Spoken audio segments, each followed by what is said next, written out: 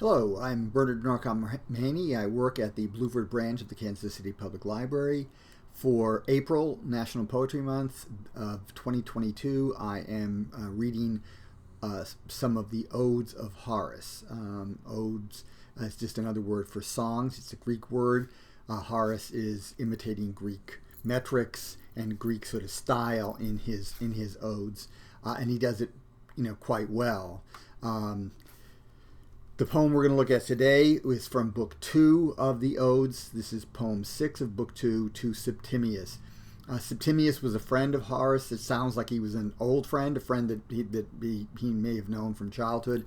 We don't know anything about this guy, but he basically set Septimius up as almost like Aeolus, the cousin of Hercules, who traveled with him and participated in some of the labors, because he talks about, you would follow me to the ends of the earth, you would follow me here, there, and everywhere, but this is where I imagine that I'll retire, which is in Italy, possibly in Tarentum, the area where he grew up as a child.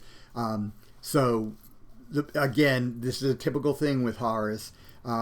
He sets up this sort of heroic thing, but then he basically says, it's sort of the simple life for me. So this is poem 6 from Book 2 of the Odes, to Septimius.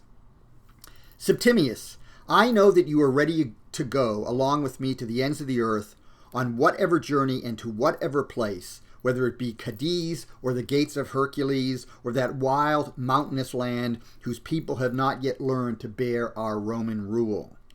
Or over the sea to barbarous Sidra, where the waves unsettled heave along the Mauritanian shore. Let Tivoli be the place to which I come to spend my old age, in when I grow tired of wars and seas and wandering over them. But if the unkind fates deny that this can be, then I will seek the land where the Galicis River flows, and where the sheep wear skins so as to protect their perfect curly wool. That part of the world whose honey is just as good as the honey from Hymettus, so famous for being good, and its olives are the equal of the olives of Venafrum, and the vineyards there at Aulon, since Bacchus loves them so, have no reason to envy the vineyards of Falernum. This is the place where Jove kindly permits the spring to last for a long time, and kindly permits the winter to be as mild as can be.